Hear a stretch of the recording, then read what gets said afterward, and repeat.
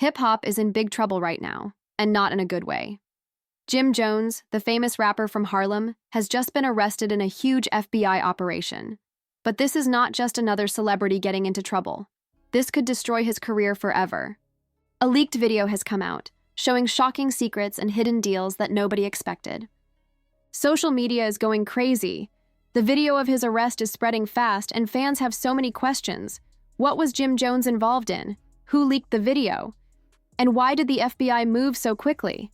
This is not just an arrest. This is a huge scandal that could send Jim Jones to prison for a very long time. People who know about the case say this was not something that happened suddenly. The FBI had been working on this case for months. They set up a secret plan to catch him.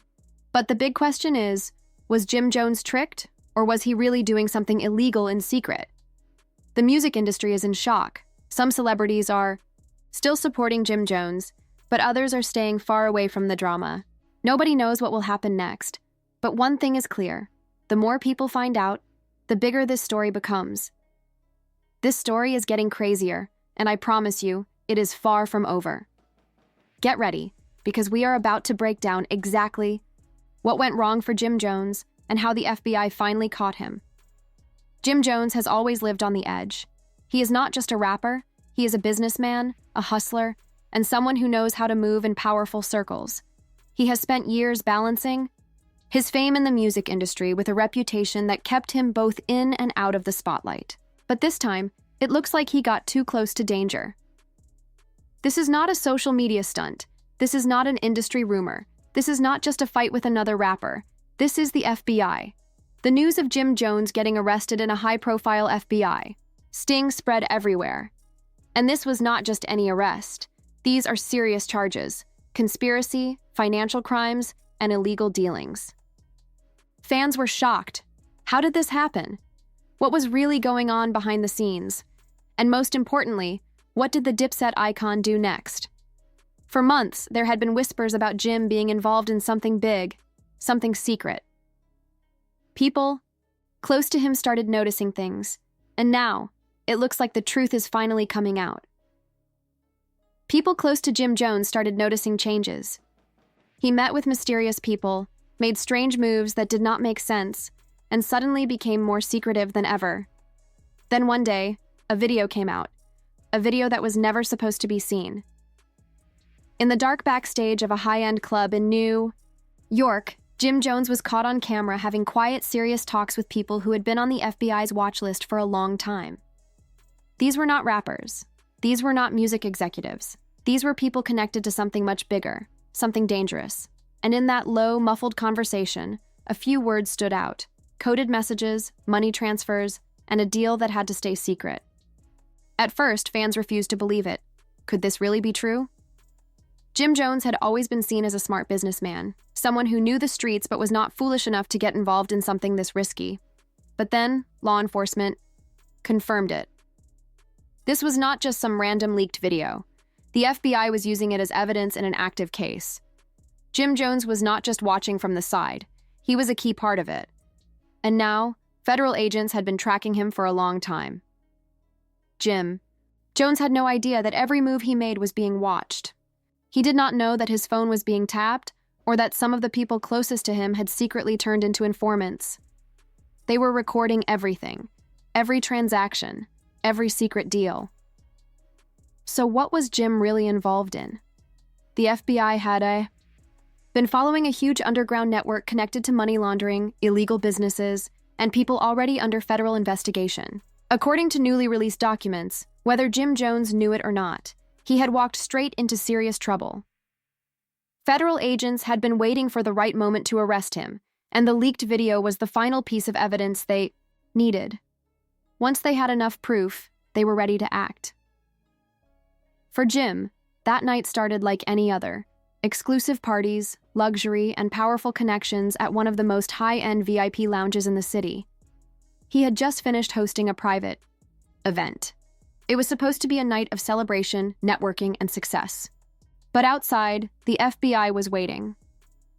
Black SUVs had been parked near the club for hours. Witnesses said these were not just regular police officers. These were highly trained federal agents, ready to move the moment Jim Jones stepped outside, and then it happened. Sirens filled the air, and flashing lights lit up the street. The second Jim walked out, there was no way to escape. Armed agents surrounded the entrance, blocking every way out. Before he could even react, Jim was slammed against a car, handcuffed, and held down. His security team tried to step in, but it was no use. This was a federal operation. There was no way out. Supporters and bystanders stood in shock. Cameras flashed and phones were out, recording every moment. Within minutes, social media exploded with videos of Jim's arrest. One of hip-hop's biggest names was being taken away by the FBI, his hands locked in cuffs. The internet went into meltdown as fans rushed to find out what had happened. People were in disbelief. Some were angry, shouting that Jim had been set up. He was not doing anything illegal, bro, others posted online. But the headlines made it clear. Jim Jones was under federal arrest for illegal business dealings.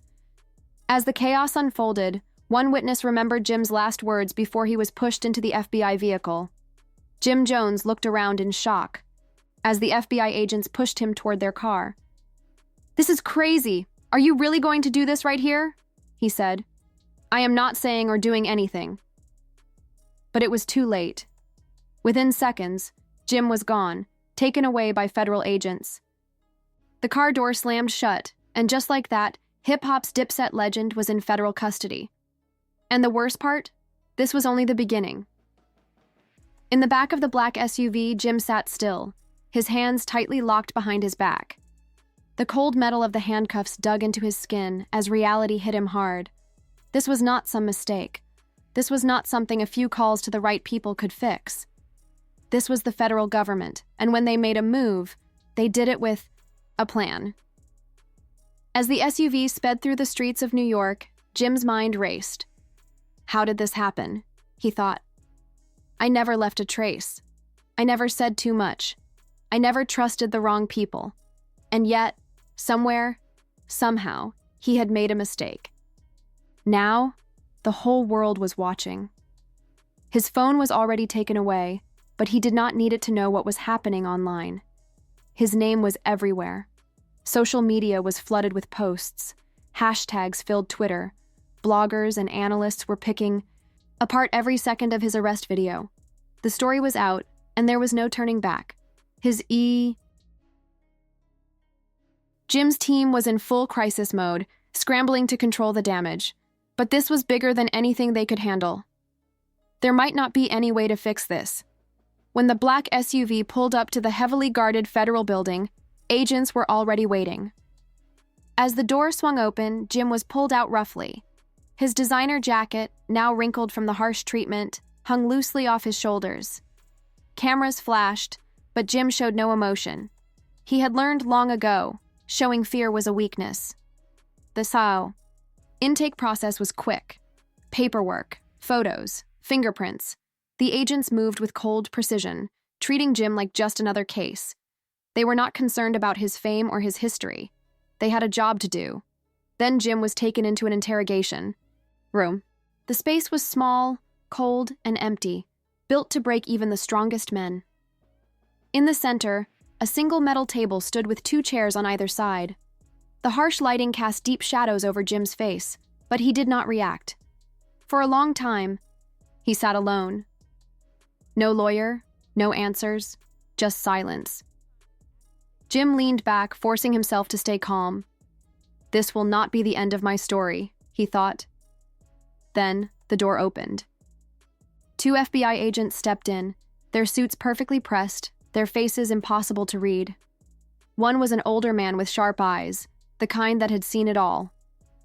The older agent dropped a thick file onto the table and sat across from Jim. The other stood with his arms crossed, watching closely. The first agent finally spoke. "James Jones," he said, flipping open the file. "You know why you are here." Jim stayed silent. He knew better than to say anything without a lawyer. The agent smirked, as if he expected that reaction. Then he pulled out a photograph and slid it across the table. Jim looked down. The image was grainy but clear enough. It was from a hidden camera. a dimly lit back room. Jim, deep in conversation with men the FBI now called high-value criminal targets. Jim's jaw tightened. "We have you on tape," the agent continued. "Not just that. We have been watching you for months. You are caught." He leaned in slightly, his voice calm but firm. "The only question now is, how bad do you want this to get? We have every call, every message, every transaction." Jim leaned forward, his face calm, his voice steady. "You do not know what you are talking about." The agent let out a small laugh and shook his head. "See, that is where you are wrong." He pulled out another document and pushed it toward Jim. "Someone close to you, someone in your own circle, is already talking." "Your own people gave us everything," the agent said, tapping the file. "This is a witness statement." Jim's heart pounded, but he kept his face unreadable. Someone had flipped. He had been sold out. The agent sighed, almost like he felt bad for him. "Look, Jim, you are a smart man. We are talking real federal time here. You know how this works. Do you really think your team can get you out of this? The evidence is overwhelming. Your best option now is to cooperate." Jim exhaled slowly, his mind racing. He needed time to figure out who had betrayed him and to see just how deep the feds had gone. But one thing was certain. This was bigger than just him. If they had this much on him, then they had something on others too. His crew, his business partners, his entire circle. And the feds. They were after someone even bigger. Before Jim could respond, the door swung open. His attorney Z walked in. Dressed sharply, his face was tight with tension, a familiar sight in high-profile cases. But today, his presence felt like a small relief. Dropping a thick folder onto the table, Z's voice was firm. "We are done here. My client will not be answering any questions." The agent smirked, closing the file. "For now," he said, standing up. Leaning in slightly, he added, "Think about our conversation, Jim. You do not want to be the last one standing when the house of cards falls." With that, he walked out, leaving Jim and his lawyer alone. Zaire wasted no time. His voice was low but firm. "This is bad, Jim. Really bad. I need details. Everything. Every deal, every conversation, every name. If we do not act now, you are looking at serious time." Jim exhaled sharply. "I do not know who snitched, but someone did." Zaire's face darkened. "Then we find out who, and we figure out how to fight. This." Jim nodded, but deep down he knew the truth. This was not just about clearing his name. This was about survival. In his world, betrayal was not just a legal problem. It was a death sentence. He sat in the cold interrogation room, his lawyers. Words echoing in his head.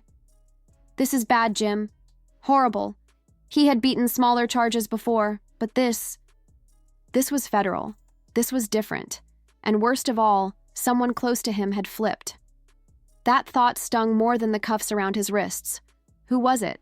His crew was solid. They had been through everything together. But money, fear, and greed, they could break even the strongest bond, the most loyal. Zaire flipped through the file, shaking his head. "They have been watching you for months, Jim. They have audio surveillance, witness statements. This is solid. They are not just trying to pressure you. They want to bury you." Jim clenched his jaw. "Have they taken anyone else in?" Zaire sighed. "That is what I am checking. No names yet. But if they are pushing you to flip, they want someone bigger." Jim exhaled slowly. This was not just about him anymore. The lawyer leaned in. "You have two choices. One, keep quiet, fight this the hard way, and hope we can win. Two, talk, make a deal, protect yourself." Jim's stare hardened. "I do not snitch." Zaire studied him for a long moment, then nodded. "Then we get ready for war." A knock on the door interrupted them. A guard stepped in. "Time is up." Zaire gathered his files, straightened his suit, and gave Jim a final look. "I will be in touch. Stay quiet. Speak to no one." Jim nodded. Then he was alone again. They all led him to a cramped, lifeless holding cell. The weight of countless men who had sat in that exact spot, wondering how their lives had unraveled, hung heavy in the air. Jim leaned back, closing his eyes, his jaw. "You think I would be that reckless, Chrissy?" Chrissy's eyes burned into his. "I do not know what to think, Jim, but what I do know is that you are sitting in here, and the whole world is watching." Jim exhaled slowly, trying to stay calm. "The feds are twisting everything. I was not making any deals," Chrissy scoffed. "Then, what were you doing? Because from where I am sitting, it looks like you walked straight into a setup." Jim leaned forward. "I do not know who flipped, but someone did. They have been watching me for months. This is bigger than just me, Chrissy." She shook her head, her voice quieter now. "I warned you, Jim. I told you to be careful who you trust." Jim looked away for a moment, the weight of it all settling deeper on his shoulders. Chrissy sighed, gripping the phone tighter. "What happens now?" Jim met her gaze. "I fight." Chrissy studied him for a long moment before nodding. "Then you better win." The line went dead as she placed the phone down. Jim watched as she stood up and walked away without looking back. And just like that, he was alone again, was spinning. Everything was happening too fast. The feds had him in a tight grip, his lawyer was preparing for war, and now Chrissy, the one person who had always held him down, was slipping away. He leaned back against the cold wall, staring at the ceiling. The weight of it all pressed on his chest. This was not just about fighting a case. This was about proving to the world, to Chrissy, and to himself that he was not finished. The sound of keys jingling snapped him out of his thoughts. A guard appeared at the bars. "Jones, get ready. You are moving." Jim took a deep breath. This was just the beginning. And one thing was clear. He was not going down without a fight. Get it? That meant they had eyes on people close to him, his team, his business partners, maybe even Chrissy. Jim exhaled slowly. He had seen this play before. When the feds built a case this tight, they did not stop until they got what they wanted. And if he was not careful, they would keep digging until they buried everyone around him. He leaned his head back against the cold wall, his mind racing. He had a choice: stay silent and take the fall, or find a way to beat them at their own game. But one thing was certain: this was far from over. We're finished. He studied June's face, searching for any sign of deception, but June remained calm, his expression unreadable. Jim tightened his grip on the phone. "If someone is talking, say their name." June let out a small chuckle. "Names do not matter now. What matters is that you are sitting here while they are out there cutting deals." Jim felt his blood boil. He had built his empire on loyalty, on trust. Now that trust had been shattered. June leaned in slightly. "Look, you can keep playing the tough guy, but time is running out. The feds are not going to stop. They want someone bigger, and right now, that someone is you." Jim exhaled sharply. "I do not snitch." June nodded slowly. "Then be ready to take the fall." The line went dead. June stood up, adjusted his jacket, and walked away. Jim sat there, gripping the phone, his mind racing. This was not just about survival anymore. This was war. Someone truly want him free? Jim leaned back in the seat, his mind spinning. The SUV moved fast through the dark streets, but his thoughts moved even faster. "Who pulled these strings?" Jim asked, his voice steady but sharp. His lawyer shook his head. "That is the question, Jim. Someone made a call, someone with power, but power always comes with a price." Jim exhaled. "And I have no idea what that price is." The SUV turned sharply, heading toward an unknown destination. Jim knew one thing for sure: his freedom was not free, and whoever wanted him out had their own reasons. Now, he had to find out if they were a friend, or just another enemy waiting to strike. Jim made a mistake, but the biggest question remains: who betrayed him? Because let us be honest, federal agents do not move unless someone from the inside gives them information. Someone close to Jim turned against him. This truth could shake the entire industry. So what do you think? Will Jim Jones find a way to beat the case, Or is he on his way to spending years behind bars? Drop your thoughts in the comments because this story is far from over. And if history has taught us anything, it is that nothing in hip-hop is ever what it seems. Make sure to subscribe and turn on notifications because you will not want to miss what happens next.